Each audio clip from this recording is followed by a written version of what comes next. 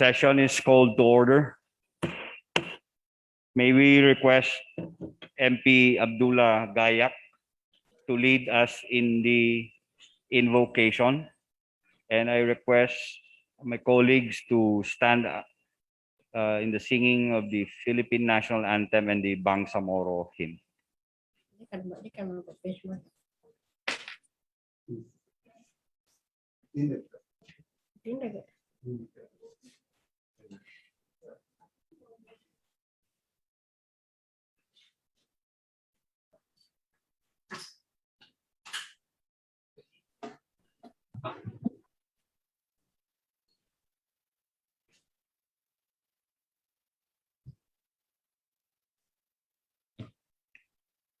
Bismillahirrahmanirrahim. Inna fatahna laka fatham mubina yaghfir laka Allahu ma taqaddama min dhanbik. Bismillahirrahmanirrahim. Allahumma aminna fi makanina hadha. Allahumma aminna fi kulli makan. Allahumma walli umurana khiyarana wa la tuwalli umurana asyrarana. ربنا اغفر لنا ولإخواننا الذين سبقونا بالإيمان ربنا آتنا في الدنيا حسنة وفي الآخرة حسنة وقنا عذاب النار وصلى الله على سيدنا محمد الحمد لله رب العالمين.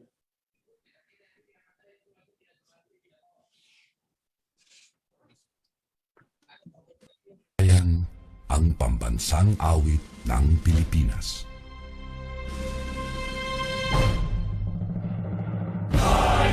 Magiliw, telas ng silanganan, alam ng puso, sa titik mo'y buhay. Lupang hinirang, kuyagan ng magiting, sa manlulupin, di ka pasisingil, sa nagatak tulog sa simoy at sa langit mong bangaw, ay hinatang tulad, awit sa pagkayang minamahal, ang isang ng matawad mo'y tagumpay na nagtitingin, ang bituin at araw niya kailan pa may di magtitingin. Lumalang araw ng walang pagsinta, buhay langit sa piling mo. Ang inigaya na pagkay mga amin, ang mamatay ng dahil sa'yo.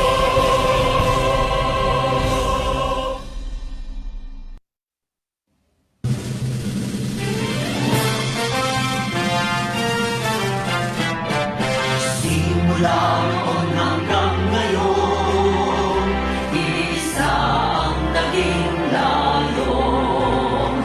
Magkaisa at magulong, karitingan ay marugdong. Tumayo tayo mula sa hamon ng nakaraan, niyapos ang panganib na umanlang. Pinangako sa puso at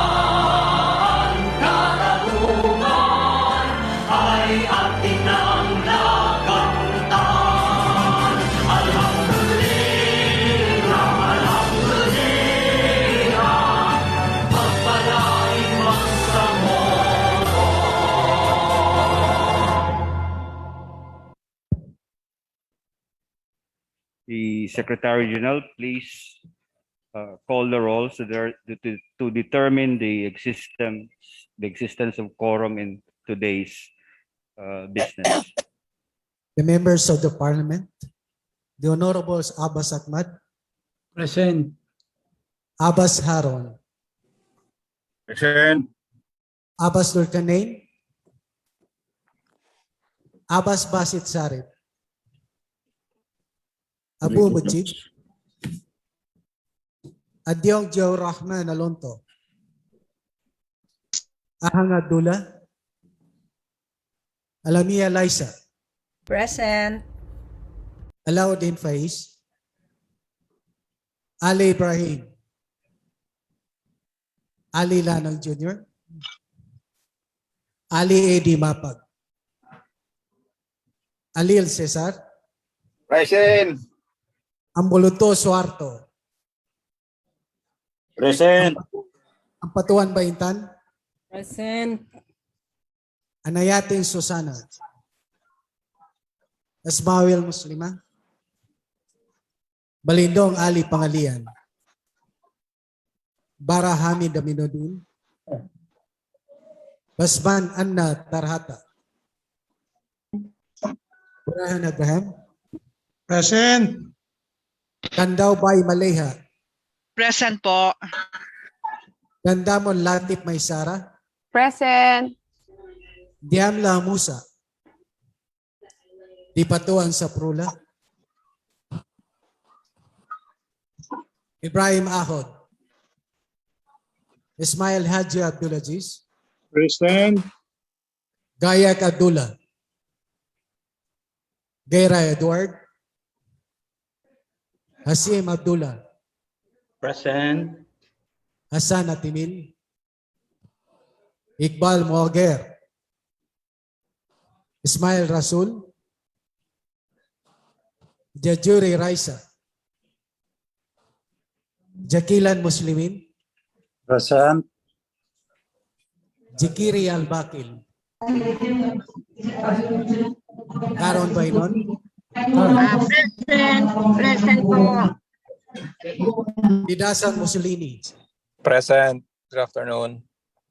Loong Don Mustafa, Present. Lorena Jose Ribani, Makako Abdurauf, Makapaar Abdullah, Makaraya Jamel, Makasalong Marjani, Manguda Dato Kadafe, Mantawel Malik, Present. Mastura Dato Tokao, Mastura Siti Syara, Mawali Lamil Bahara, Mitimbang Dato Mitpantaw, Mitbog Rasul, Online. Present. Mujahid Abdul Mohmin, Present online. Munoz Hussein, Present. Present.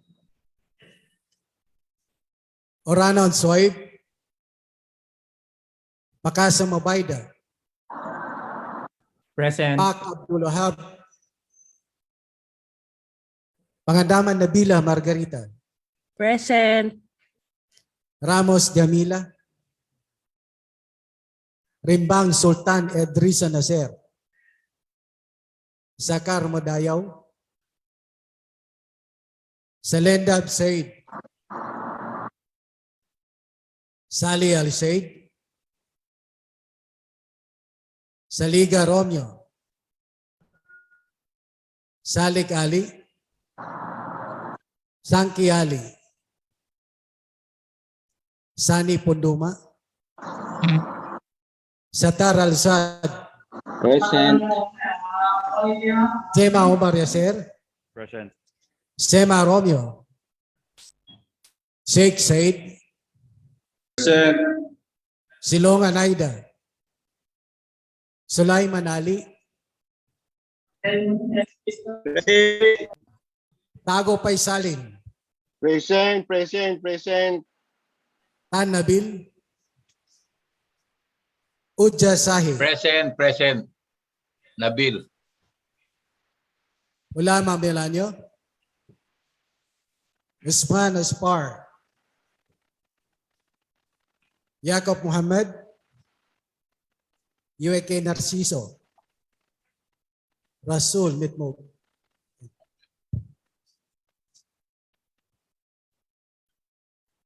Mr. Speaker, with 20 members of the Parliament physically responded to the call, 38 responded via Zoom. Mr. Speaker, a total of 58 members of the Parliament responded both physical and virtual. We therefore certify, Mr. Speaker, that there is presence of quorum. With the certification of the Secretary General as to the existence of the quorum, we are good to proceed with today's order of business. Majority Floor Leader. Bismillahirrahmanirrahim.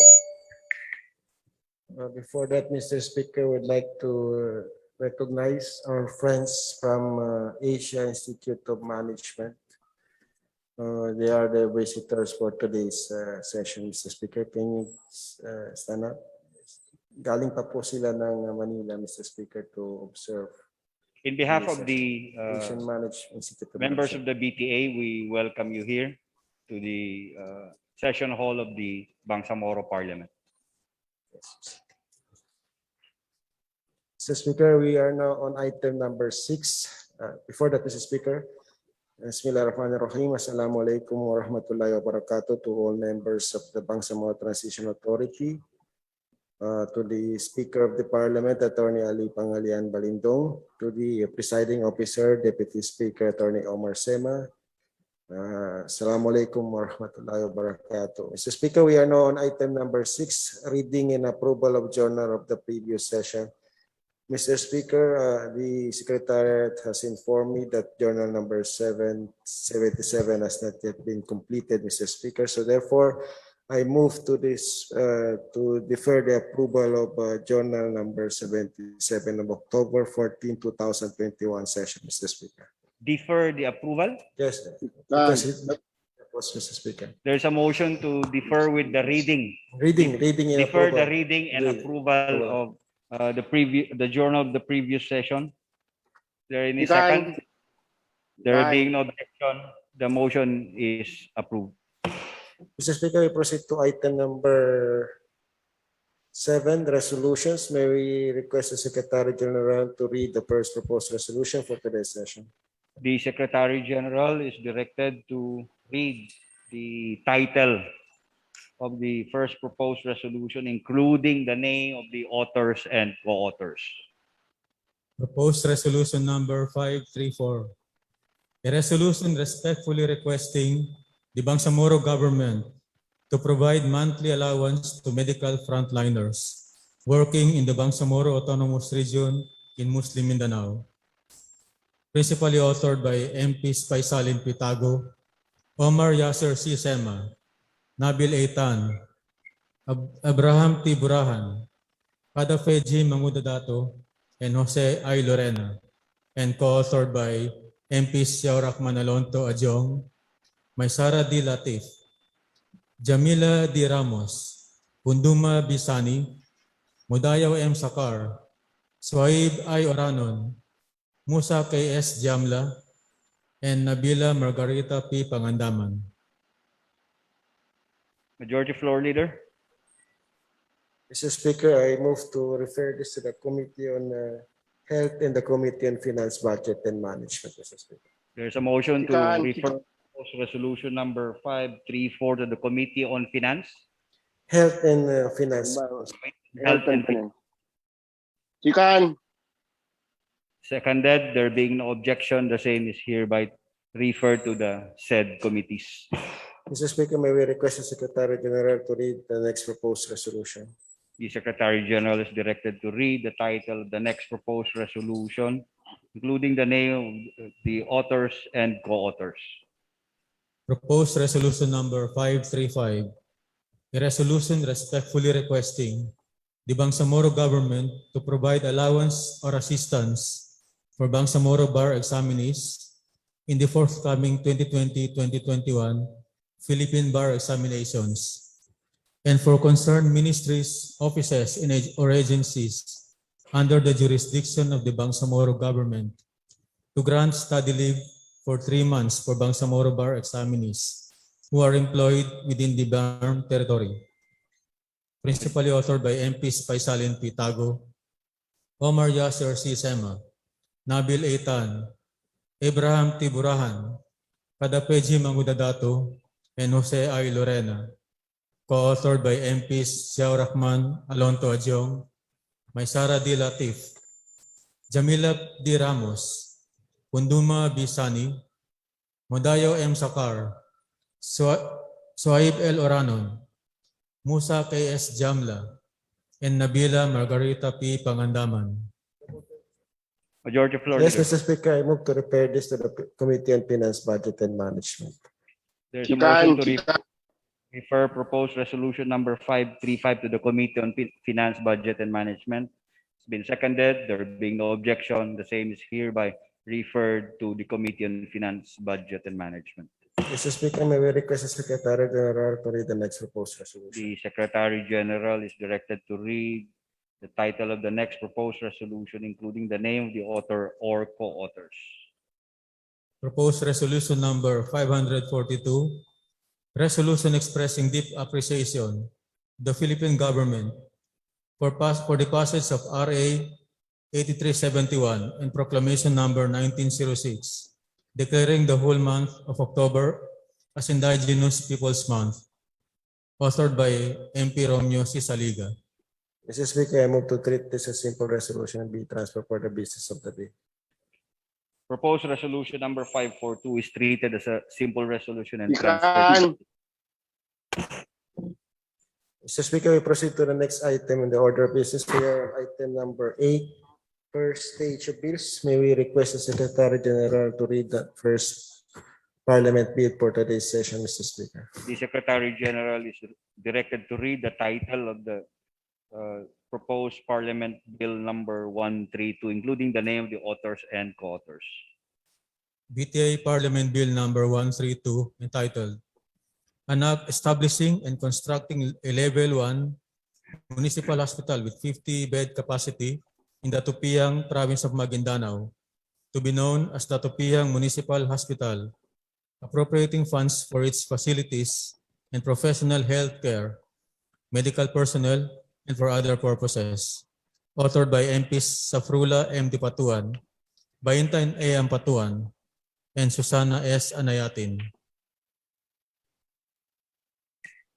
Mr. Speaker, this is a private member bill. Any members of the Parliament who would like to be a co-author of this particular bill may do so by writing in the paper that was distributed before the session, Mr. Speaker. Noted. May we request the Secretary General to read the next proposed bill for today's session, Mr. Speaker? The Secretary General is directed to read the title of the next proposed Parliament Bill number 136, the name of the authors and co-authors. BTA Parliament Bill number 136, an act establishing a municipal hospital in the municipality of Lantawan, Province of Basilan, appropriating funds therefore and for other purposes. Authored by MPs Alsad T. Satar, Abdul Mumin A. Mujahid, Laisa Alamia, Hatimil Hasan, Muslimin Jakilan, Muslima A. Asmawil, and Faiz Alauddin. Again, Mr. Speaker, this is a private member bill. Any members of the BTA Parliament who would like to be a co-author may do so by writing up in the paper that was distributed before this session. Mr. Speaker, may we proceed? May we request the Secretary General to read the next proposed bill, Mr. Speaker? The Secretary General is directed to read the title of the next proposed Parliament Bill number 137, including the name of the authors and co-authors. BTA Parliament Bill number 137, an act establishing a municipal hospital in the municipality of Haji Muhammad, Province of Basilan, appropriating funds therefore and for other purposes. Authored by MPs Alzad T. Satar, Abdul Mumin A. Mujahid, Laisa M. Alamia, Hatimil E. Hasan, Muslimin A. Jakilan, Muslima A. Asmawil, and Faiz S. Alauddin. Mr. Speaker, this is a private member bill. Any members of the Parliament who would like to be co-authors or signify their interest to be co-authors may fill up the form that was distributed before this session. Mr. Speaker, we proceed on item number 9, second stage of bills. To deliver his sponsorship speech on BTA Parliament Bill number 133, may we respectfully recognize MP Al-Awwal, Mr. Speaker. In the Zoom. The Honorable Sheikh Al-Sad Sattar is recognized.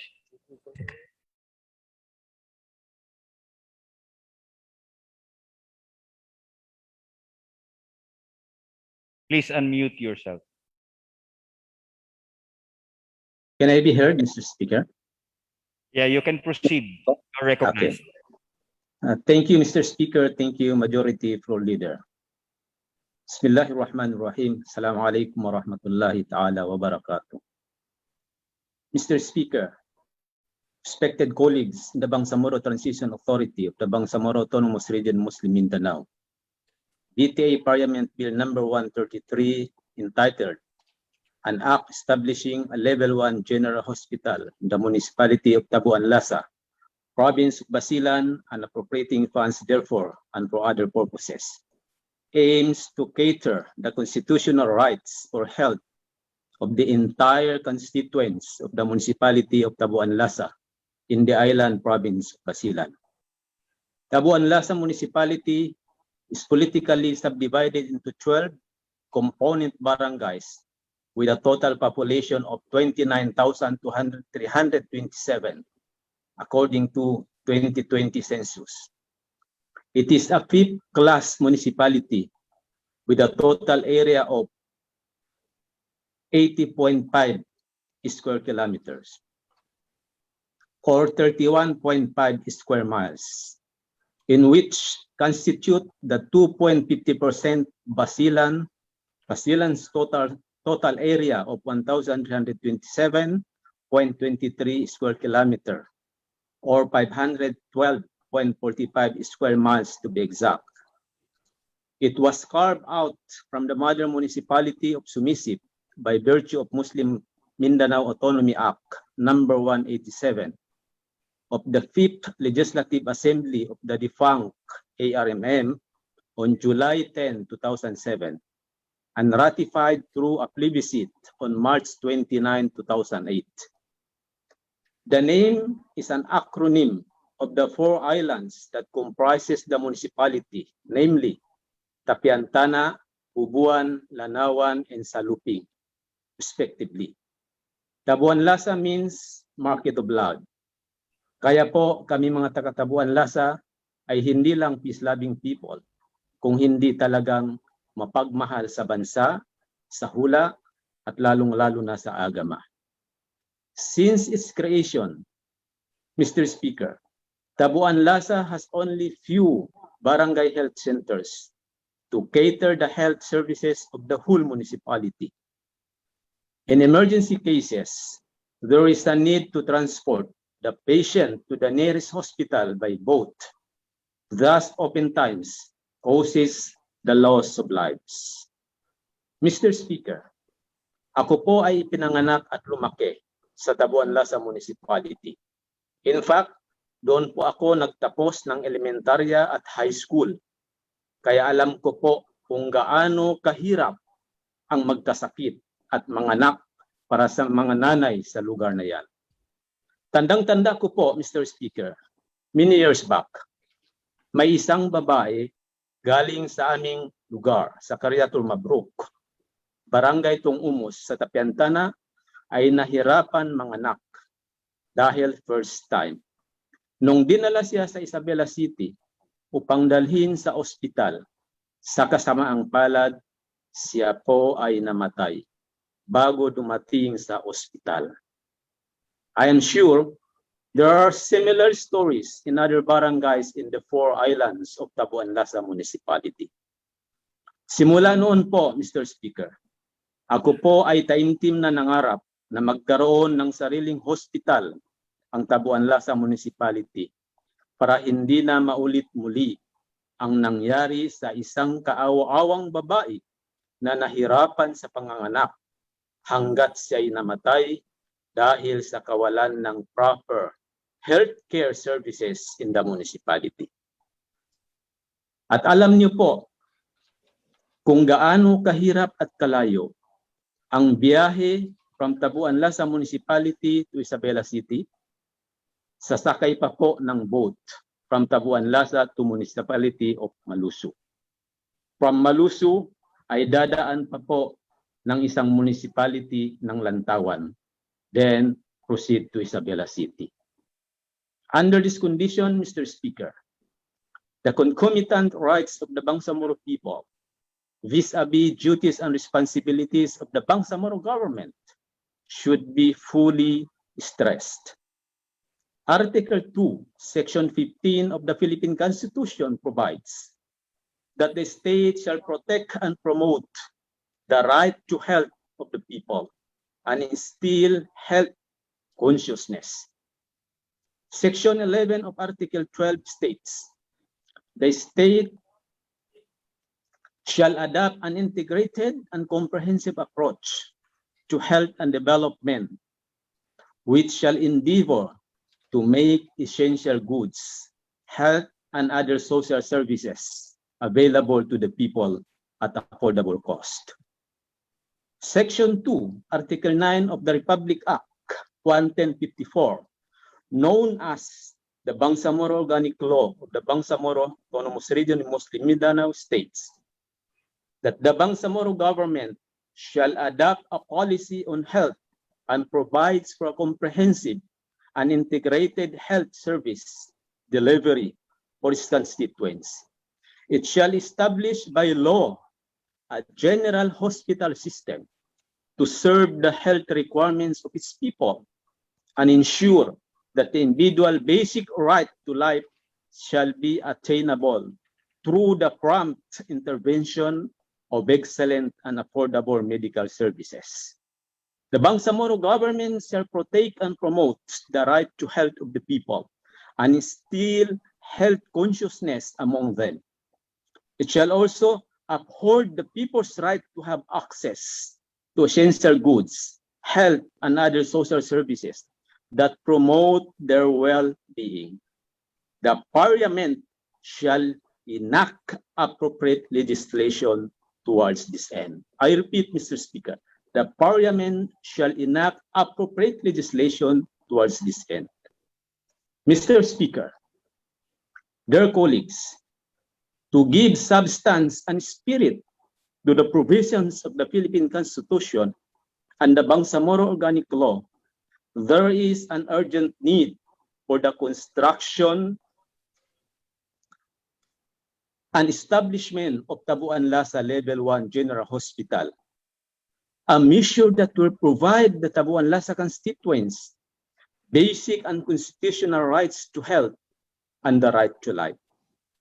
Furthermore, Mr. Speaker, the right to life is also guaranteed by no less than the Holy Quran, of which the basis of the moral governance that we are pursuing.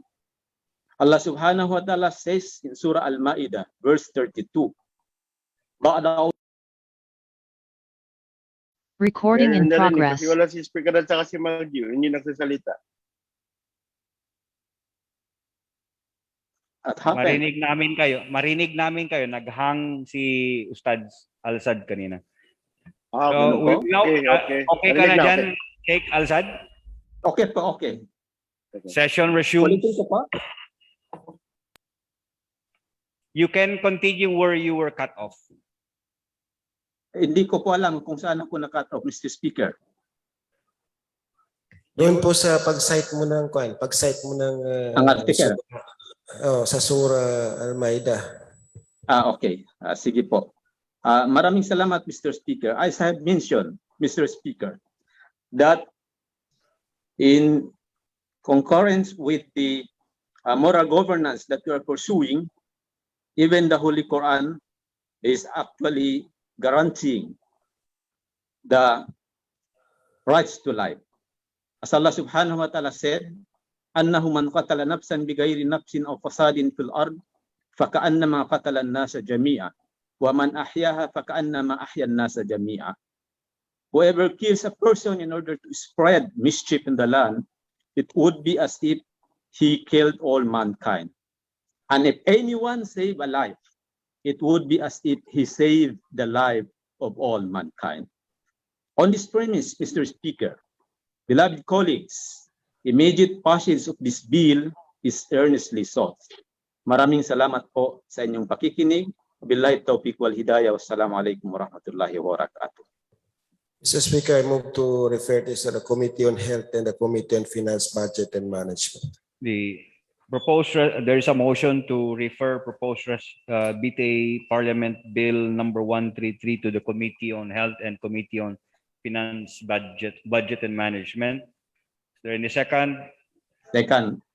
There being no objection, the same is referred to said committees. Yes, Mr. Speaker, we proceed to next BTA Parliament Bill number 135 to deliver his sponsorship speech. This will be by MP A.D. Ali, Mr. Speaker. Is he around? 1 minute suspension, Mr. Speaker. 1 minute suspension.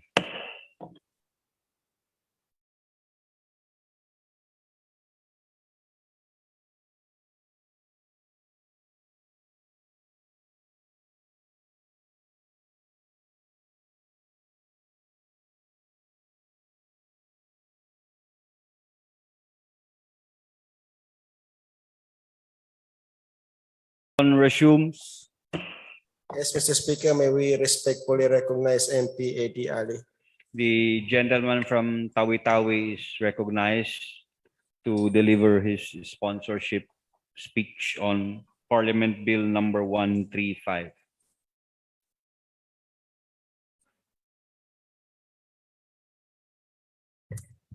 Thank you, Mr. Speaker. Thank you, Mr. Majority Floor Leader. Before I will start delivering my sponsorship speech, I just would like to confirm that our Majority Floor Leader is a co-principal author of Parliamentary Bill number 135, and Minister Romeo K. Sema, and also MP Romeo C. Saliga is a co-author. Bismillahirrahmanirrahim. Walhamdulillah wassalatu wassalamu ala Rasulillah. Our beloved Chief Minister Ahud Balawag Ibrahim Al-Hajj, distinguished Speaker, Deputy Speakers, Majority Floor Leader, Minority Floor Leader, Deputy Majority Floor Leaders, Deputy Minority Floor Leaders, esteemed colleagues, other officers and staff of the Parliament, members of the Secretariat, guests, ladies and gentlemen, Assalamualaikum warahmatullahi wabarakatuh. My dear colleagues in this august body, allow me to take you to a tropical trip to South Ubian, a third-class coastal municipality in the province of Tawi-Tawi. It has a population of more or less 29,583 people in a land area of around 27,204 hectares. Its most recently published poverty incidence is 25.27% per Philippine Statistics Authority. Their most access to medical services is a health center in the island of Tabawan, headed by a nurse, and 5 barangay health stations in the municipality headed by midwives. Obviously, the medical services and facilities the center and the stations can provide is grossly inadequate for lack of even a doctor and basic medical equipments. Those who need to avail of proper medical services have to travel all the way to Bungao, the capital of Tawi-Tawi, where the Datu Halun Sakilan Memorial Hospital is situated. The only mode of public transportation is by a motor lance, or locally known as lansa, which is only scheduled to depart 3 times a week.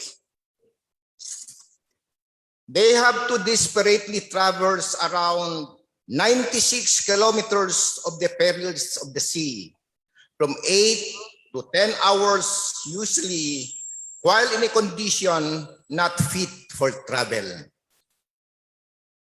There were many instances of fatalities while in transit and upon arrival in Bungao because of these conditions.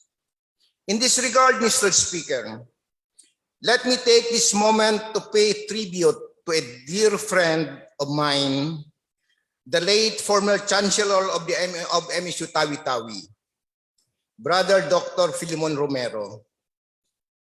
He was afflicted with COVID-19 in Tawi-Tawi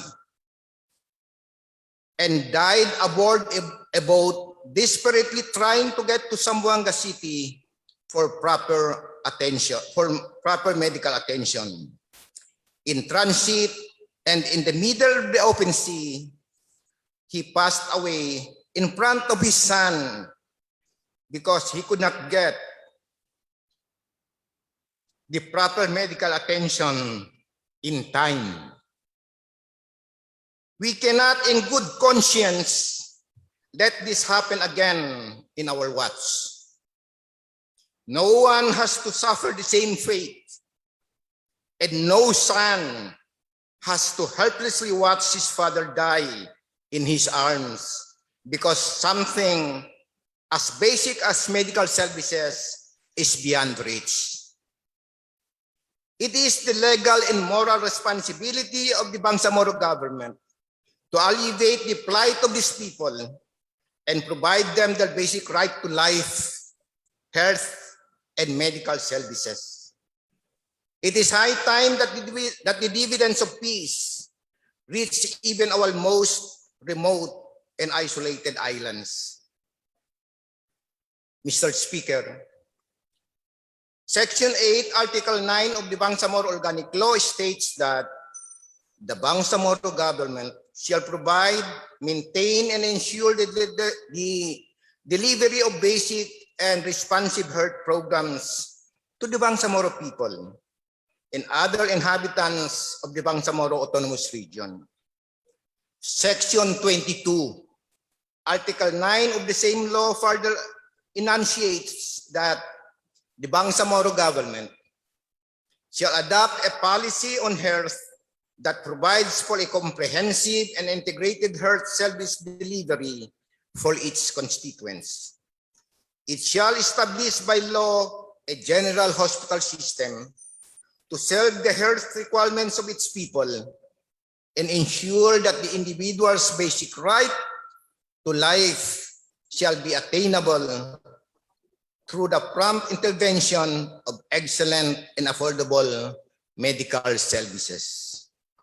The Bangsamoro Organic Law aptly emphasizes the importance and priority of providing health services by stating in Section 19, Article 12 on fiscal autonomy that the Parliament shall assign the highest budgetary priority to education, health, and social services as may be provided in its appropriations law.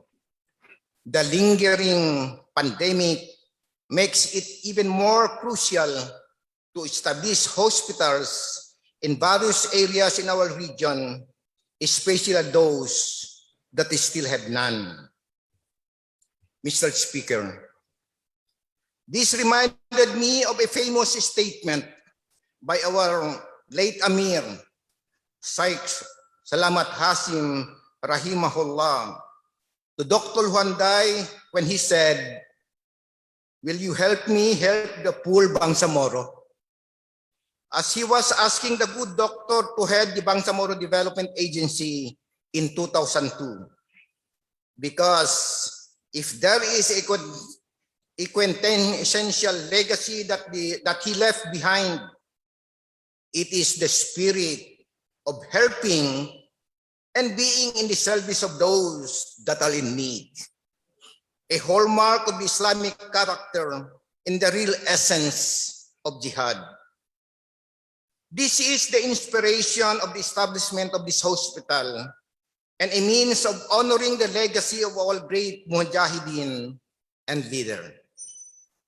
Mr. Speaker, it cannot be overstated that the establishment of a level 1 general hospital in the municipality of South Ubian is a necessity for its constituents to lead a humane quality of life. I am sure that we have more places in the Bangsamoro Autonomous Region that have needed the same for a very long time. It may be long overdue. But the establishment of this hospital is a torch of hope lit in a small island in Tawi-Tawi, the luminescence of which will reach even the farthest areas of our region. This time, nobody will be left behind. Wabillahi taufiq wal hidayah. Wassalamualaikum warahmatullahi ta'ala wabarakatuhu. Majority Floor Leader. Yes, Mr. Speaker, I move to refer this to the Committee on Health and the Committee on Finance, Budget and Management. There's a motion to refer Parliament Bill number 135 to the Committee on Health and Committee on Finance, Budget and Management. It's been seconded. There being no objection, this bill is referred to the said committees. Now, Mr. Speaker, 15-minute break for Asa prayer. 15-minute break for Asar prayer.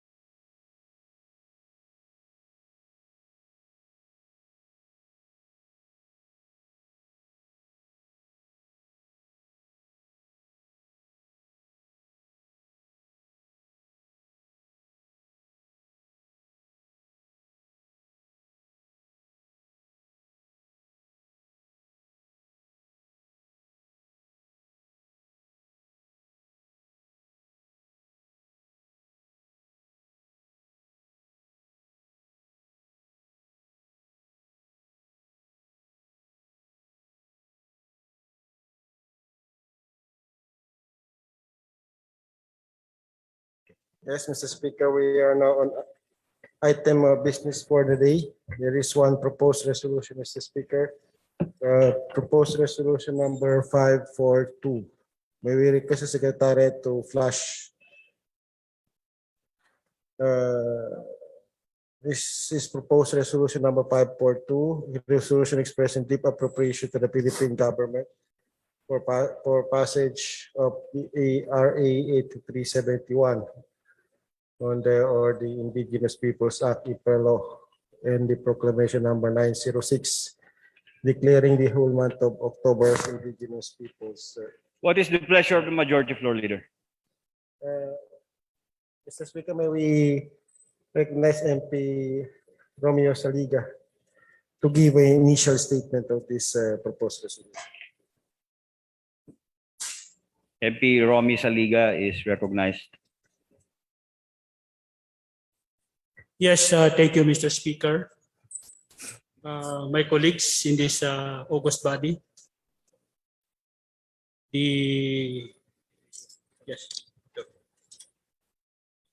those who are present and on Zoom, good afternoon. It is my pleasure to present to you this resolution 542, a resolution expressing deep appreciation to the Philippine government for the passage of RA 8371 and the proclamation number 1906, declaring the whole month of October as an Indigenous Peoples Month.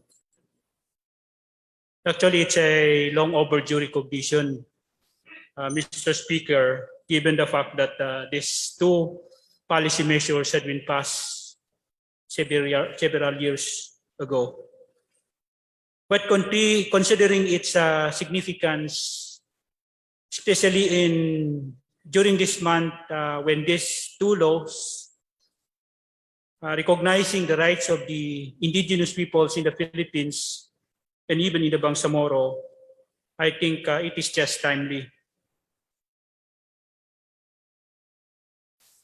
Resolution 542 is a fitting tribute to the more than 14 to 17 million indigenous peoples nationwide, belonging to 110 tribes. And of course, as we all know, in the Bangsamoro, we are very well aware of the non-Moro indigenous peoples, and of course, other who ascribe as indigenous peoples as their identity. We also believe, Mr. Speaker, that indigenous peoples, we consider them as the keepers of our rich cultural heritage because they had been called the First Nation before any civilization came. In other words, each and one of us here who are claiming to be indigenous peoples, we are very proud today. It has been stipulated also in the Philippine Constitution that the state recognizes and promotes the rights of the indigenous cultural communities within the framework of national unity and development. I think this is the very reason why 8371, otherwise known as the Indigenous Peoples' Rights Act, was passed into law in 1997. I was one of the witnesses to such a historic signing, Mr. Speaker.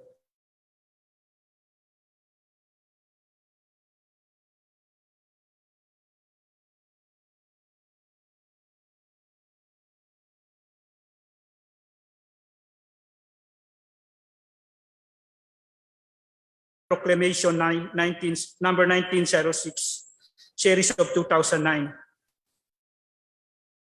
declaring every month of October as Indigenous Peoples Month. Thus, Mr. Speaker, these two important legislative measures does not only recognize the indigenous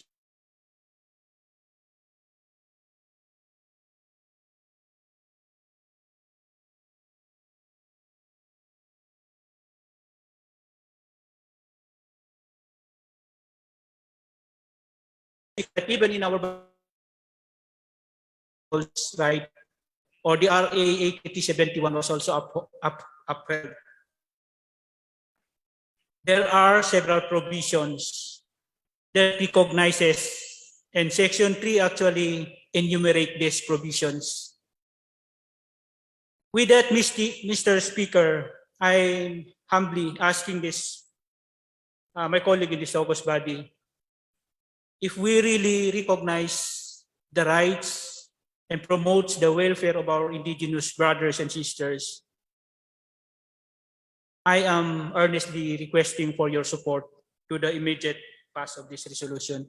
Thank you, Mr. Speaker. Mr. Speaker. Mr. Speaker, I move to open the period of interpellation and debate. The period of interpellation debate is now open. Yes, MP Amir Mawalil. Thank you, Mr. Speaker. I have some clarificatory questions about the resolution, Mr. Speaker. Will the proponent yield the floor for some of the clarification that I intend to ask? It is my honor to respond to the query of our MP brothers from the island provinces, Mr. Speaker. Just to put this on record, Mr. Speaker, the Indigenous Peoples' Rights Act was passed in what year, Mr. Speaker? If my memory is correct, Mr. Speaker, it was in October 29, 1997, just 10 years before the approval of UN Declaration on the Rights of the Indigenous Peoples. 1997, Mr. Speaker, exactly 24 years, Mr. Speaker. When was the presidential proclamation issued by former President Arroyo, Mr. Speaker? The presidential proclamation was issued in year 2009. 2009, so that's yes. 20 years. That's, yes. A decade, more than a decade, Mr. Speaker. Mr. Speaker, I'd like to ask the proponent if ano po ba yung reasons why we are going to commend the passage of this landmark legislation, pieces of legislation. I believe that these were landmark pieces of legislation that were passed by previous administrations. Meron po bang breakthroughs in between na kailangan natin i-remind, i-promote dito sa mga batas na to? Precisely to what my colleague have said, it's a landmark legislation. Meaning to say, this is the only legislation passed in the Philippines that recognizes the rights of the indigenous peoples. And as a matter of fact, even in the previous RLA, it was adopted. I don't know, I know some of our colleagues here are members of the previous Regional Legislative Assembly. They have passed Resolution 29, adopting the implementation of IPRA in the Bangsamoro. So this recognition, Mr. Speaker, I think is very important and need to be celebrated here in the Bangsamoro. Thank you, Mr. Speaker. I have no objection. In fact, I'm in agreement as to the importance of these measures, Mr. Speaker. But gusto ko lang po sana i-stress yung point na to, that normally yung mga resolutions commending the approval of measure or law, usually ito yung mga recently passed na mga legislation. So this is my first time actually to come across a resolution commending or expressing appreciation to a certain measure that was passed more than 20 years ago. So yun lang yung parang dilemma ko, baka magkaroon ng precedents that we will going to file resolution commending measures or laws that were passed in 2 decades or a decade ago. But I would like to proceed to the phrase doon sa declaring the whole month of October as Indigenous Peoples Month To which I agree that doon sa ultimate resolve clause natin, ang pinaka-ultimate goal natin, intention for this resolution is actually to direct the ministries and agencies to conduct activities related to the Indigenous Peoples Month. Tama po ba, Mr. Speaker? Yes, it's very true, Mr. Speaker, because if we really recognize these two legislative measures on time for the month of October as being recognized, I think it is just a fitting recognition if maybe activities, statements, or whatever support that we can give in commemoration of these two important measures, Mr. Speaker. Thank you, Mr. Speaker. Medyo confused lang po ako doon sa deep appreciation. But of course, this is a landmark legislation at in place naman po siya, pinapatupad na natin. Kasi the initial impression nung nabasa ko yung title was that may bago bang napasa na laws on IPs kaya tayo nagko-comment. But anyways, gusto ko sanang tanungin yung proponent, Mr. Speaker, kung amenable siya to amend the title to focus only on the urging or directing or requesting the indigenous, the different ministries of the Barm government to initiate or conduct activities related to the celebration of the Indigenous Peoples Month. Kasi para ma-focus natin, and by this proposal to request the line agencies to conduct IP-related activities in the barn, we are in a way giving premium to the measures, to the April law, to the presidential declaration, doon sa pagbibigay ng importance sa participation ng IP community in the Bangsamoro region. If in proper time, mag-agree po yung proponent for some amendments. Yes, before agreeing to that proposed provision by our member MP, just to emphasize that the two legislative measures, because of their importance, were at the heart of this celebration. That is why it is being mentioned. And like what I said in my speech, it is a long overdue recognition for us because it has been a decade since this law were passed. But actually, the implementation is still a very big issues as far as the recognition of the. I think this is also serve as a reminders for each one of us. At least even during this, only for this month, we have recognized our indigenous peoples. For the amendments, proposed amendments, we will see it in the amendment stage, Mr. Speaker. Just one last manifestation, Mr. Speaker. I also believe that the title itself should conform to one subject rule of the Parliament. I believe that it has two subjects, I believe, if you are going to read the whole title. But anyway, Mr. Speaker, I'll just manifest my amendment during the period of amendment. Thank you, Mr. Speaker. Duly noted. Thank you, Yes, MP thank you. Mawalil. Mr. Speaker, may I relinquish the floor as a majority floor leader to MP Romeo Sema because I would like to interpolate, Mr. Speaker. Noted. May we MP respectfully request MP Romeo Sema. MP Romeo Sema is now the acting majority leader. Yes, thank you. So may I recognize Majority Floor Leader MP Attorney Lanang Ali for the interpolation. MP Attorney Lanang Ali is recognized. Yes. Will the gentleman from OP amenable for to answer any clarificatory questions? Very much willing. Mr. Speaker, tama po yung observation ni MP from Tawi-Tawi. Yes, MP Mawali. No?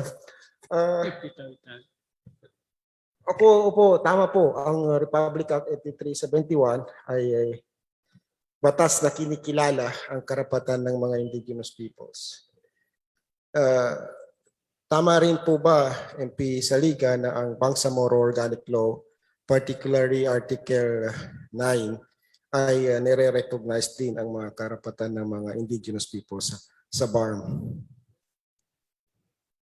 Tama po, Mr. Speaker. Actually, yan po yung nagiging basihan ng ating resolution. Opo. Kung ganun po, MP Saliga, kung ito ay sa resolution na ito, sa tingin ko ay nararapat din na hindi lang yung Republic Act 8371, kundi yung Republic Act 11054 ay ma-recognize din sa resolution ito bilang batas na nagpoprotekta rin sa mga kapakanan ng mga indigenous people. Napakagandang proposal ho na i-accommodate natin during the period of amendment, Mr. Speaker. So, yun po yun sa akin, Mr. Speaker. Meron akong proposed amendment sa mga warehouse clauses, and I would like to include the Bangsamoro Organic Law as one of the laws that protects the rights of the indigenous people. In the proper time. In the proper time, Mr. Speaker. So, yun lang po, Mr. Speaker. Thank you, MP Attorney Ali. Mr. Speaker, I turn over the microphone to Majority Pro Leader. Mr. Speaker, may we respectfully recognize Romeo Sema to be followed by MP Baintan ng Patuan and MP Maysara Latik, Mr. Speaker. MP Romeo Sema is recognized. Yes, thank you, Mr. Speaker. So, meron lang akong katanungan sa aking katukayo, MP Romeo Saliga. So, dito sa whereas number 1, so inilagay po dito that the Philippines is a culturally diverse country with an estimated 14.17 million indigenous peoples belong to 110 ethno-linguistic groups. Of this number, more than 100,000 are estimated found in the Bangsamoro, mostly called as the Bangsamoro, as the non-Moro indigenous people. So gusto ko lang itanong sa ating buting MP sa Liga, kung saan po itong basis, saan po niyo nakuha na basis ito? So more than 100,000 are estimated found in the Bangsamoro. Actually, ano po sa footnote po sa baba, Mr. Speaker, I take down this from the report of the United Nations Development Program. But the 110 tribes is also being claimed by the National Commission for Indigenous Peoples. Yes, Mr. Speaker, kung titignan po natin yung actual data po natin dito sa Bangsamoro is hindi po nakaabot ng ganitong numbers yung non-Moro indigenous people in the Bangsamoro, Mr. Speaker. So, not know kung its data is due respect to the source, kung realidad po pa ito. It's the fact na more than 100,000 po yung estimated in the Bangsamoro indigenous non-Moro po. Yes, Mr. Speaker. Actually, my basis for this, ito aminin ko sa inyo ha. Ang pinaka-problema talaga natin sa Bangsamoro, we don't have exact figure as to how many, no? How many are indigenous people? Kaya nga yung claim natin dito is non-Moro because this more than 100,000 tribes population is just based also on a 2012 survey conducted by a non-government organization, the Institute of Autonomy and Governance, through their IPDEV project. So this is our very basis because this so far is the closest data available. Because Mr. Speaker, kung titignan po natin, there's some non-Moro indigenous residing in the Bangsamoro. There's some are Bangsamoro. So, for example, in OP, it's Tiruray. There's some members of the Tiruray they're living as Bangsamoro. So, kaya nga medyo mahirap i-distinguish po at this moment, yung tama po yun na wala po tayong actual data kung sino po yung non-Moro indigenous in the Bangsamoro. So, tama po yun na wala po tayong data. So that's why I think dito sa nalagay dito, Mr. Speaker, so mali po siguro mamaya in the period of amendments, so pwede po natin i-amend, Mr. Speaker. We will wait for your proposed amendment in the proper time. Thank you, Mr. Speaker. MP Baintan ng Patuan, Mr. Speaker. The lady from Maguindanao is recognized, MP Baintan ng Patuan. Thank you very much, Mr. Speaker. Will the gentleman from UP Maguindanao yield to some clarificatory questions? Just correction to our MP, I'm from that to Blasin Suat and very much willing to respond to his clarification. Okay. Thank you, Mr. Speaker.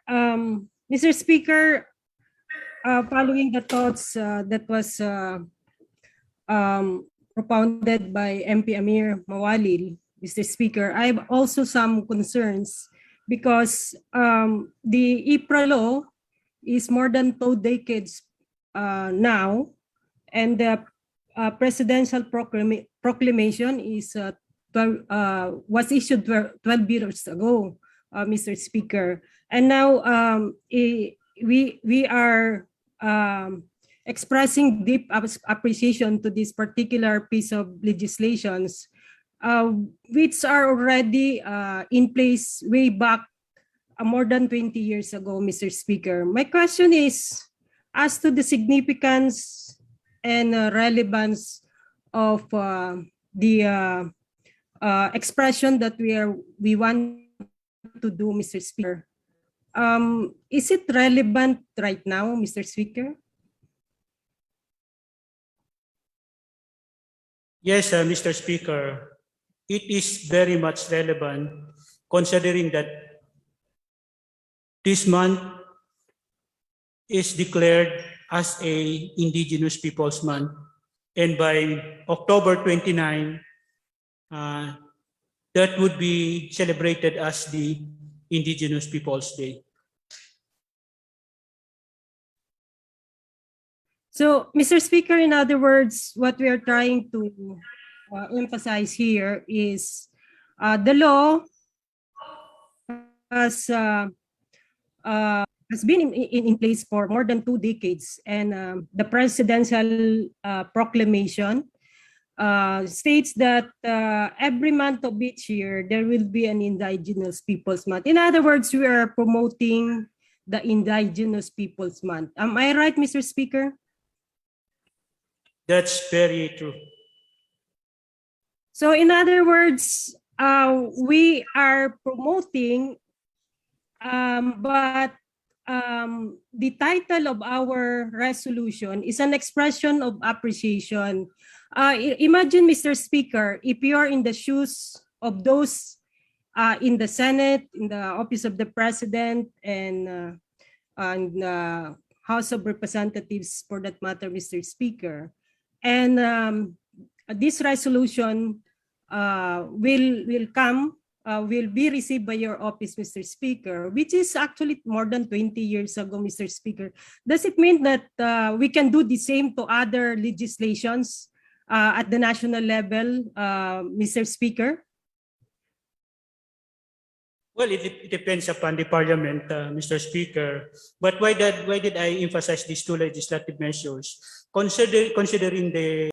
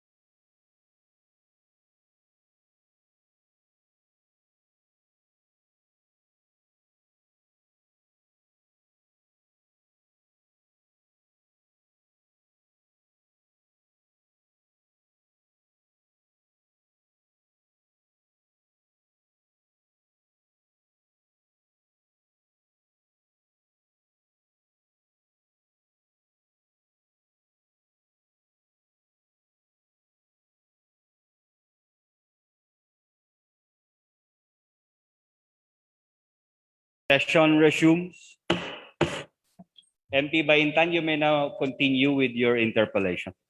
Thank you very much, Mr. Speaker. Mr. Speaker, yung pong itong ating resolution, Mr. Speaker, mukhang lalabas, Mr. Speaker, na ang BTA Parliament ay parang ngayon lang natin napag-alaman yung Republic Act 8371 ating Proclamation number 1906, Mr. Speaker.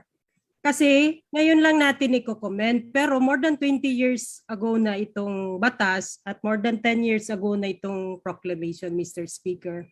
Hindi kaya, Mr. Speaker, mukhang hindi maganda para sa atin as Parliament na ganun ang mangyayari when in fact ang ating objective lang ay i-celebrate yung October as Indigenous Peoples Month. Mr. Speaker, ano ba talaga ang layunin ng ating kagalang-galang na MP from Datubla Sinsuat sa kanyang panukala, Mr. Speaker? Yes, Mr. Speaker, like what I have said, this is our way of recognizing and commemorating these two legislative measures. So at least we can express our support through those different activities or initiatives that we want to conduct later. And like what I have said, I really welcome if there are proposed amendments from our honorable colleague MP Baintan Ampatuan during the amendments states. Thank you very much, Mr. Speaker. Practically, actually, ako gusto ko kung diretso na lang tayo kung if we want the celebration, and let's go directly to the celebration, Mr. Speaker. Kaysa parang lumalabas na ngayon lang natin na pag-alaman itong dalawang batas para sa IPs when in fact the previous RLA have already recognized all these laws and issuances, Mr. Speaker. So ang aking panukala, Mr. Speaker, is if we want to promote the Indigenous Peoples Month this October, Mr. Speaker, then we can pass a resolution encouraging or urging all the ministries and offices in the Bangsamoro government to observe and promote this month for the IPs, Mr. Speaker. Yun lang po, Mr. Speaker, just a reminder to all of us that we might as well rethink about the title, Mr. Speaker. Kasi napaka-broad niya when we say Philippine government, Mr. Speaker, sino po sa Philippine government ang papuntahan nitong resolution, Mr. Speaker? Yan lang po, Mr. Speaker. Thank you very much. Mr. Speaker, MP Maysara Latif. Yes, MP, Mr. Maysara Latif, you're recognized. Thank you very much, Mr. Speaker. Assalamualaikum warahmatullahi wabarakatuh. Yes, I appreciate the resolution. 20 years, 24 years na po yung IPRA. So, meron na ring passage dyan. Ang Bangsamoro Organic Law, specifically as mentioned a while ago by our majority floor leader, in the Bangsamoro Organic Law, Article 9, kasama po yata si MP Saliga na nag-draft doon dahil magkakasama tayo sa Bangsamoro Transition Commission na kung saan din-draft natin yung mga pertinent legislation sa Bangsamoro Organic Law on the indigenous people. Tama po ba, MP Saliga, na meron po tayo bilang mga commissioners ng Bangsamoro Basic Law na dinraft ng mga provisions na ipasa na rin sa Kongreso at Senado dito sa Bangsamoro Organic Law on the rights and welfare of indigenous people. Tama po ba yon? Yes, like what you have said, yun din po yung binanggit kanina ng ating Deputy Majority Floor Leader. Ang ating Majority Floor Leader. At in relation to that, tama din po ba na nandoon din sa ating mga dinraft na legislation at na-adapt na rin, na binimension din doon na the non-Moro people's rights shall not be diminished doon sa ating batas. Nakalagay din po ba yon as in respect to the IPRA law? Yes, exactly, my dear colleague. Kaya nga gusto nating i-emphasize talaga by way of conducting yung mga activities. Yun yung pinaka-intent ng resolutions na to. So, sa ating batas na iyon na inadapt natin, na-mention na rin doon na ang IPRA law ay kasama at nire-recognize ng mga batas. Hindi po ba ang nakalagay doon ay ang Bangsamoro Parliament ay ang may kapangyarihan at kakayanan na magpasa ng mga batas ukol sa welfare and rights ng indigenous people sa Bangsamoro? Tama po ba? Yes, tama nga po Mr. Speaker, pero hanggang ngayon sa totoo lang, wala pa hong exactly na isang batas, even a resolution passed for them despite we are already more than a year in the Parliament. So this one would be this would be the first DBTA can pass if we will all agree to make this into law. Dahil dyan sa tanong na yan, ito pong tanong ko na ito ay doon po sa wisdom kung bakit tayo kailangan magpasa pa ng isang resolution na alam naman natin na meron ng kapangyarihan ang Bangsamoro Parliament na magpasa ng mga batas ukol sa indigenous people sa Bangsamoro. At yung kapangyarihan na yan ay sa tingin ko ay eksklusibo sa atin, sa ating parlamento at hindi na po yan nasa kapangyarihan ng national government. Tama po ba? Yeah, exactly. Yun po yung minamandate sa atin, no? Kasama sa mandato natin ang magpasa ng batas. At itong resolutions would be one of them. Aside from the fact na sinasabi ho natin kasama dun sa priority legislations yung Indigenous Peoples Code, but this one is just among them.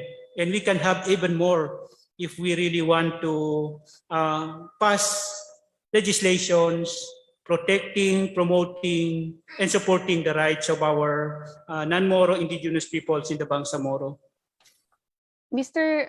MP Saliga, kung mamarapatin mo, nasa aking pag-iisip na ang dapat pong pasalamatan ay ang Bangsamoro Organic Law dahil nandiyan po ang mga karapatan ng non-Moro indigenous people sa Bangsamoro na naisabatas na po at yan ay bago lamang 2019.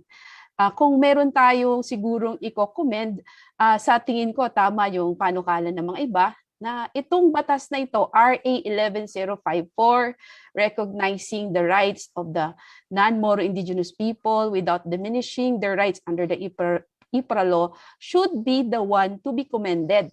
Dahil ito po ay bagong batas na naipasa at wala pa pong naipapasa na batas para pasalamatan ang ating Kongreso, Senado, sa kanilang adhikain na magkaroon ng mga magagandang batas para sa Bangsamoro. At itong adhikain na ito ay naisulat na po at klaro na sa Article 9. Kung titingnan nyo po sa page 34 ng ating Bangsamoro Organic Law hanggang page 35. So kung mayroon po tayong pasasalamatan, hindi po ba dapat ang Bangsamoro, ang ating recent na ilang kongreso ba to?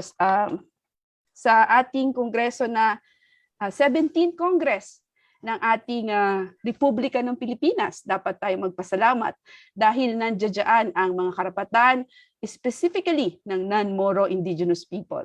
Hindi po ba dapat sila na lang po ang i-commend natin dahil yung pong IPRA law ay na-commend na po nung 24 years ago. Pero ito pong Bangsamoro Organic Law na kung saan ang karapatan ng mga non-Moro indigenous people ay naisaad at nakalatag at nailahad ng husto ng ating 17th Congress, ay dapat sila ang pasalamatan natin. Hindi po ba dapat po iyon, Mr. Member of the Parliament Romeo Saliga? Unang-una, Mr. Speaker, ang pagkakaintindi ko ho, wala naman din sigurong mag-prohibit sa atin o mag-prevent sa atin na mag-comment na isang batas kahit na matagal na. Lalo na kung ang implementation ng itong mga batas na to ay hanggang sa ngayon hindi pa rin nagiging malinaw. No? Just parang isang reminder lang sa atin na noon may napasang ganitong batas at actually ito din ho yung nagiging basis kung bakit nagkaroon ng mga provisions ng IP o non-Moro IP sa Bangsamoro Organic Law. Dito ho sila hinugot sa mga batas na to na una ko nang nabanggit. But if ever there is a proposal from our colleague Honorable MP May Sara, this representation is very much welcome and open to accept them. Opo, Mr. Speaker. Mr. Speaker, if I may continue po with my interpellation. Can you please slowly wind up your interpellation? Yes, Mr. Speaker. In relation to that, Mr. Speaker, I am of the opinion that the later law, which is the Bangsamoro Organic Law, with the latest law, which contains already all the compendium, ibig sabihin po yung summary po ng mga batas na applicable sa ating indigenous people, ay nandiyan na po sa Bangsamoro Organic Law. At kasama po dyan all existing national laws, including the IPRA law. Dapat po, siguro sa aking palagay, yan po yung dapat nating i-commend dahil latest law at pinasa po yan ng 17th Congress. Dahil yung isa po ay hindi ko alam na kung anong pang ilang kongreso na po yon. Pangalawa po, meron tayong tinatawag na MIPA, ang ating Ministry of Indigenous Peoples Affairs. Hindi po ba, Mr. Romeo Saliga, sila po ang dapat na mangalaga at mag-promote at magbigay ng mga programa para sa ating celebration ng Indigenous Peoples Month. Hindi po ba dapat sila po ang inaatasan natin na i-celebrate ng maayos ang Indigenous Peoples Month? Unang-una, I think hindi ho natin pwedeng sabihin na because we have the ministry, then the rights of the non-More and the indigenous peoples are nasa kanila na. I think if we are really appreciating our indigenous roots, each one of us and our ministry should have done in a little way on how to express their appreciation to this to our indigenous brothers and sisters. While the MIPA is the lead agency, pero the ministers are also encouraged to at least conduct any activities in support to this in recognition of the indigenous people's rights, Mr. Speaker. So hindi ho dapat nasa MIPA, ibigay lang ho natin sa MIPA. Yes, they are the lead agency. Pero sana yung mga ministry should also express their appreciation, share the celebration, because it is not only the celebration of the MIPA or the indigenous peoples, it should be a celebration of the Bangsamoro region having the law that recognizes these rights. Exactly, it should be MIPA. Pero sana huwag ho nating ibigay lang sa MIPA. We should also do our share.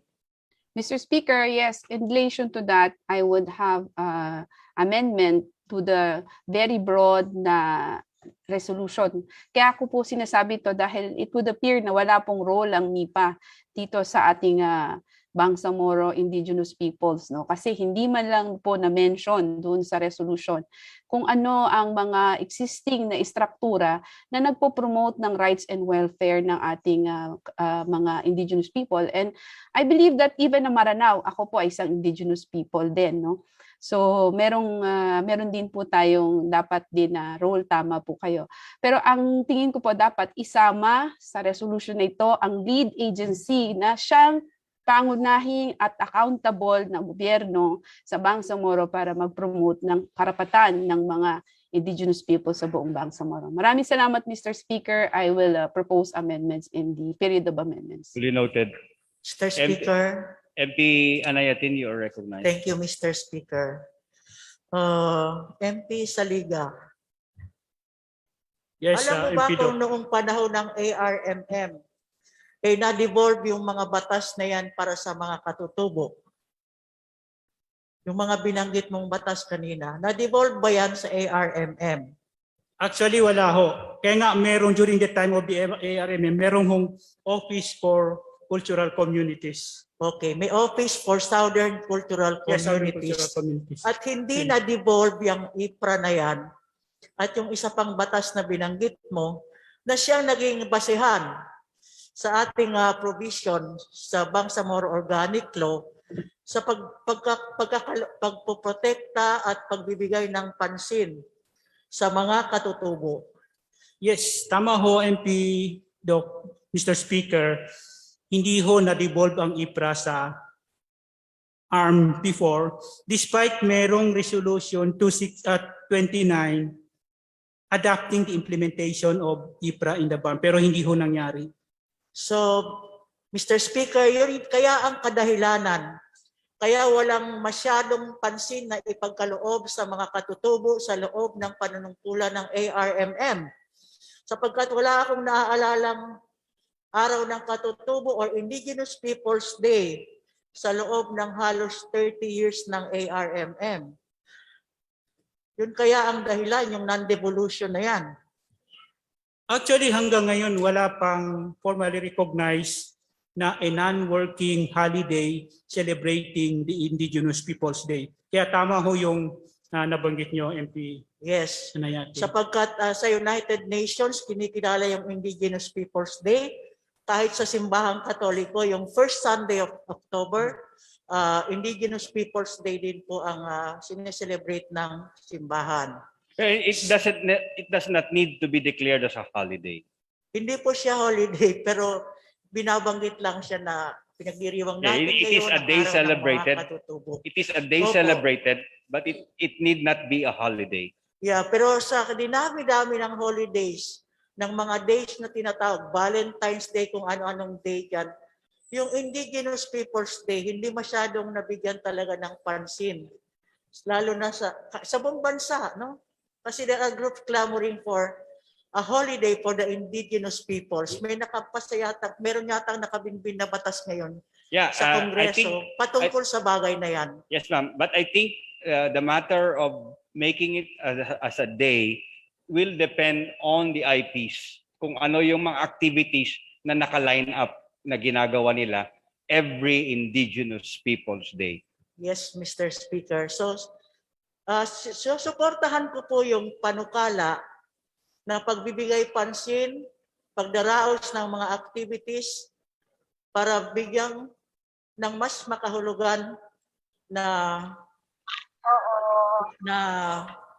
pansin nga yung kultura ng mga katutubo, sapagkat kung titingnan natin ang mga katutubo, meron po silang inferiority complex. Lumaki po ako sa lugar ng mga katutubo, no? Sa Tenorio, sa Awang. At isa yun sa napansin ko mula noon hanggang ngayon.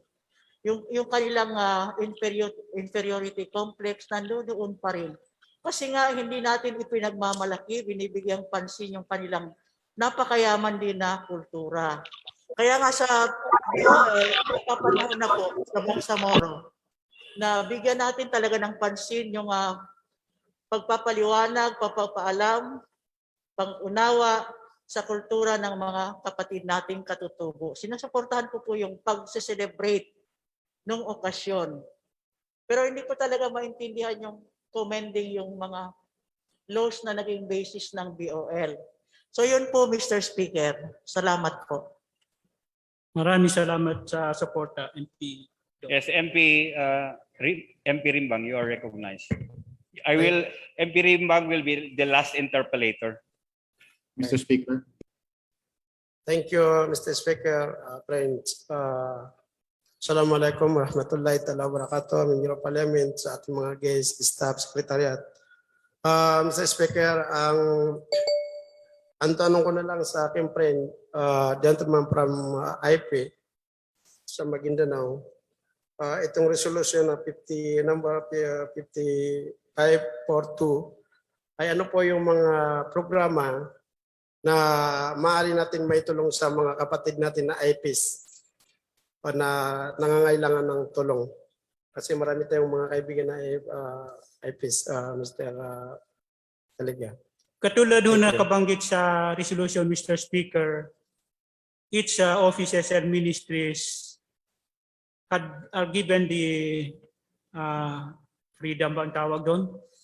Kung anong activities ang gusto nila hong gagawin as long as it is geared towards the celebration for the recognition of the rights of the indigenous people, especially during this month of October, where IPRA is also being commemorated, Mr. Speaker. Okay, Mr. Speaker. Thank you, brother. Mr. Speaker, ang tanong ko, second option, sa distance po, ay sabi po ni Atty. may Sara Latif, may ipag, na ang bill na ito, ang resolution na ito, ay dapat panalamatan ng Congress. Dahil Congress sa Bangsamoro 1154. Sa tingin ko, Mr. Speaker, maganda rin po yon. Ano yung tanong mo, MP Rimbang? Okay lang, Mr. Speaker. Nasagot naman ni MP Saliga ang tanong ko, ano yung programa sa mga kapatid natin,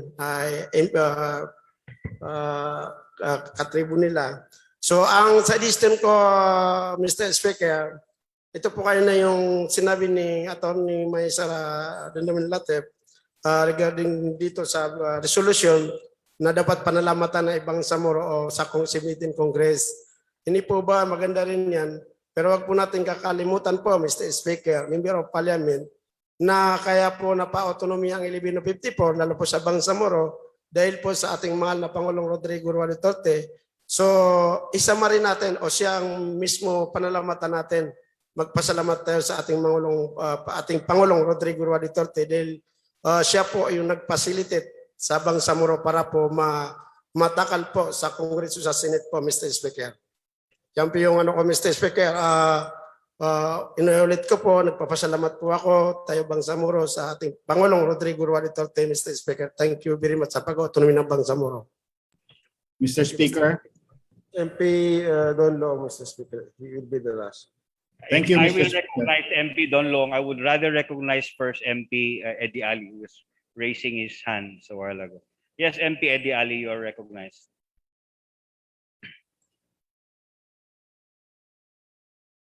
I think we have discussed so much on this already. We would rather proceed with the amendments.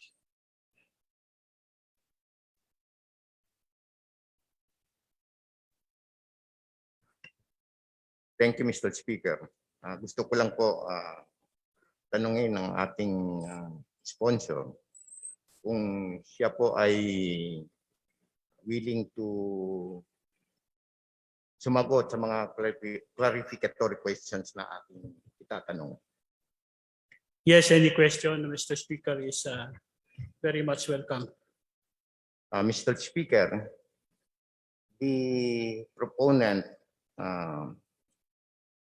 is saying that Republic Act 8371 and even Proclamation number 906 are landmark legislations. Habang sumasagot siya sa mga tanong ng ating mga kasamahan, sinabi po, Mr. Speaker, na may mga problema pa po sa implementation ng IPRA law. Sinabi mo po, Mr. Speaker, na may mga problema po sa implementation ng IPRA law. Tama po ba? Tama po, Mr. Speaker. In relation to that, Mr. Speaker, itong resolution na to, expressing appreciation for the passage of the two legislation of RA 8371 and even Proclamation number 1906. Ito ba yung nakakatulong, Mr. Speaker, sa sinasabi ng ating proponent na may problema pa po sa implementation ng batas na to? Yes, unang-una, Mr. Speaker, siguro dapat nating ihiwalay yung batas sa kanyang implementation.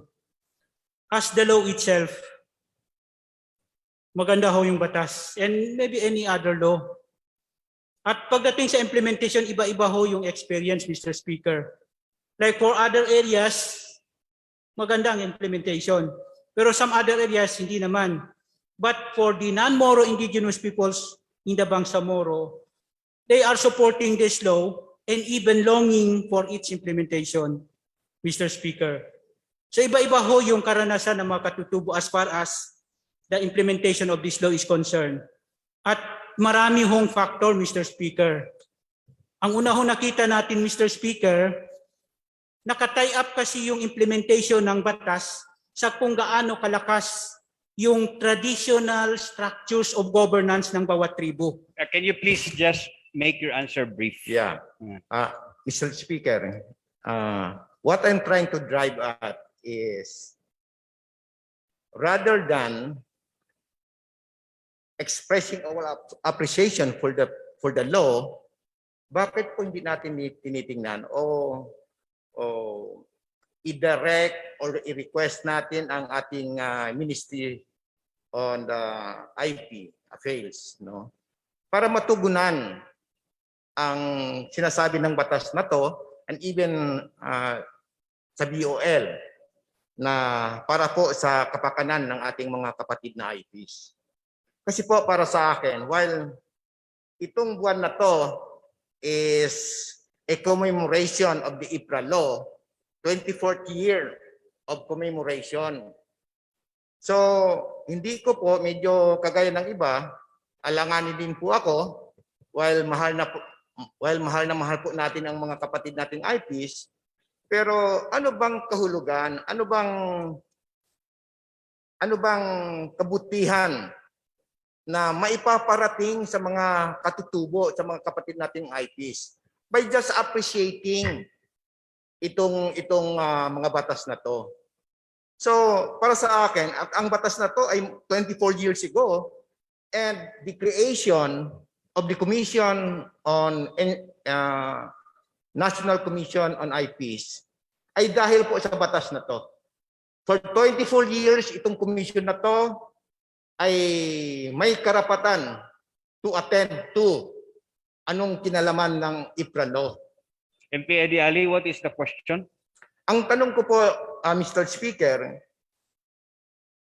anong relevance ng expressing appreciation for the law to the kapakanan, no, ng ating mga IPs? Ang pinaka-relevance talaga, Mr. Speaker, is recognition. Then appreciation sa kanila na they are part of this Bangsamoro government. And their rights should also be respected and appreciated. No? Yun po yung pinaka-relevance ng resolution na to. At just in 1 month or 1 day of a year, may pakita ho natin sa kanila. So as maramdaman naman nila na really they are part of this Bangsamoro government because their rights are appreciated. Yes, may I clarify on that? The Bangsamoro Organic Law guarantees the participation of the IPs in the Parliament. That's only one. But representation is just one of those, Mr. Speaker. And it doesn't also mean that once they are represented, they can already bring all the issues. Hindi pa ho kasama doon, Mr. Speaker. So kailangan ho nating titingnan indigenous communities as a whole. What do you mean by representation is just one thing? So isa lang ho doon sa rights nila, Mr. Speaker, yung representation, because for how many years actually what are needed to be guaranteed again? Can I aside from representation? There are other rights, Mr. Speaker. The rights to their, like what I have said, their indigenous political structures, the tribal governance, the right to their good relations with their brother Moro. I know you, especially the Maguindanaoan, are aware about this sawit. No, this is a mutual cooperation, mutual economic sharing agreement between the IP and their Moro brothers. But so far, all of these are not exercised or not practiced. So we want this recognition will pave way for the recognition of those good relations, so as we will be one in this Bangsamoro government, including like the statement of our Honorable Chief Minister, that there shall be no one left behind in this Bangsamoro. Everybody is included. Any other question, MP Odi Ali? Lastly, Mr. Speaker, will it not be more appropriate for our commemoration of IPRA law and even the Bangsamoro Organic Law to have programs and activities that will hindi lang recognize the law already recognizes the laws, the IPRA and DOL already recognize ng karapatan ng mga IPs. Di ba, Mr. Chairman, Mr. Speaker, mas lalong karapat dapat po ang gagawin ng Parliament para i-direct ang ating MIPA magkakaroon ng mga activities na nakakatulong po sa ating recognition sa kanila. Yun po ang point ko, Mr. Speaker, than just expressing appreciation. What will be the implication of this to the recognition of the IPs? By just expressing our appreciation for the law, but doing nothing? I would rather, Mr. Speaker, that we think of activities that will help the IPs during this whole month of recognition. Yun lang po, Mr. Speaker. Do I need to respond to that, Mr. Speaker? Yes, No, please. there is no need. MP Don Loong, you are recognized. Thank you, Mr. Speaker. If the proponent would allow for a few clarificatory questions. Yes, very much. Please willing. make it very brief, Brother Don. Mr. Speaker, may I inquire on why there's no mention of the Indigenous Peoples Day commemoration in the resolution, and only the Indigenous Peoples Month? Yes, actually, because we have none so far, actually, no, in the Bangsamoro. We don't have any Indigenous Peoples Day. Mr. Speaker, how about a nationally approved Indigenous Peoples Day, Mr. Speaker? August 9 is mentioned as the International Day for the Indigenous people, World Indigenous Peoples. I think that's the only one. Then aside from that, this October 29, though it is not declared as a holiday, and it is not also stated that it is it is not declared as holiday. Mr. Speaker. Mr. Speaker, the August 9 is the National Indigenous Peoples Day in the Philippines. And it's declared as a special working holiday, but it is already a law. Is it right, Mr. Speaker? I think it's a word declaration. It's a word. It's an international day. International declaration, MP Long. Mr. Speaker, there is RA 10689 signed by President Aquino in 2015. It is already a law, Mr. Speaker. In fact, the Department of Education has mandated its celebration that August 9 is the National Indigenous Peoples Day. So may I inquire, Mr. Speaker, why we are removing it from this? Are we considering it as not important, Mr. Speaker? Well, if we look at it as very important, maybe in the proper time, we can propose it in the period of amendments, Mr. Speaker. May I clarify? May I have one clarificatory question, Don, MP Don. What is now the consequence of having October 29 as Indigenous Peoples Day and August 9 as National Indigenous Peoples Day? Mr. Speaker, I think the October 29 was made by the Proclamation 1906 because the approval of RA 8371 was October 29. However, in 2015, the Philippines approved a law calling it the National Indigenous Peoples Day. So it is actually a law already. It's not a United Nations convention. And my worry here, Mr. Speaker, is if we go about with this resolution and totally remove that, then we are saying that a law that was created in 2015 by Congress is not significant.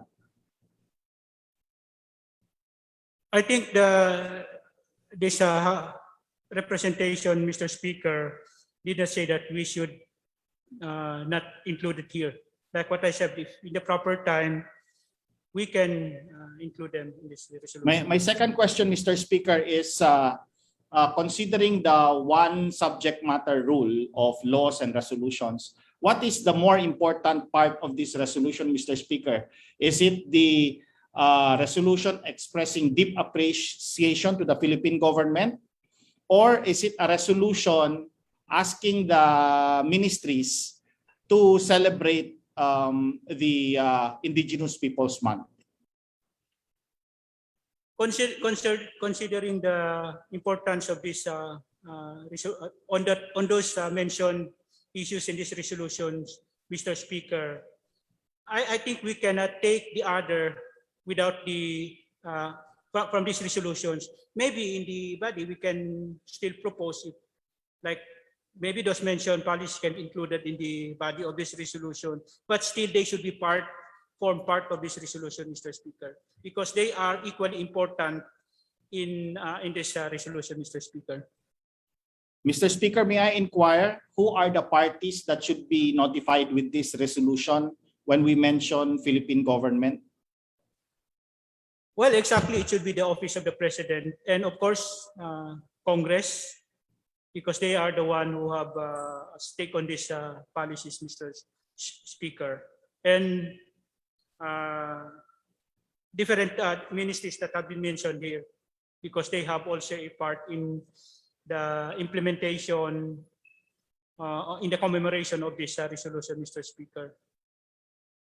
Mr. Speaker, considering the one subject matter rule, if you're going to choose only one, which is expressing deep appreciation or the mandating the ministries, which one would you prefer to push for in this resolution? What is your priority? If I look at if we consider its regional application, Mr. Speaker, then I go for the urging the ministries to commemorate. But if we really look at it as of national significance, then the first MP Long had mentioned should form and parcel of this. So, like if we use to commemorate or celebrate as the main title of this, along the body of the resolution, we should also mention those presidential proclamations and. MP Don Loong, if you have any other information, maybe you can suggest an amendment to the law. To the Yes, proposal. Mr. Speaker, I just like to lastly mention that perhaps you could put that deep appreciation to the body and then the word commemoration in the title so that it's much clearer. Thank you, Mr. Speaker. Yes. Majority Floor Leader. Thank you, MP Don Loong. Yes, Mr. Speaker, I move to close the period of amendment interpellation. The period of interpellation debate is now terminated. So continue. Mr. Speaker, I move to open the period of amendment. There's now a motion to open the period of amendment. Seconded, there being no objection, period of amendment is open. Yes, MP Amir Mawalil. Yes. Can you please do the amendment? May I request the Secretariat, Mr. Speaker, to flash the title? Yeah. My amendment, Mr. Speaker, is read as a resolution directing all concerned Bangsamoro government ministries and offices led by the Ministry of Indigenous Peoples Affairs to initiate activities in celebration of the National Indigenous Peoples Month. Ministries and agents and offices led by the Ministry on Indigenous Peoples Affairs May I cut you there, MP Amir? Go ahead, Mr. Speaker. I think the Office of the Chief Minister has actually issued memorandum requiring all ministries and even offices of the the members of the parliament to celebrate the National Indigenous Peoples Month. So in that case, Mr. Speaker. There is already a memorandum. Can I respond to that, Mr. Speaker? Yes. Yes, I read that memorandum through hanging of a tarpaulin. Yes, I think that's a but very... what I'm saying is there is already a directive coming from the Office of the Chief Minister that the Indigenous Peoples Month should be celebrated. 1 minute suspension.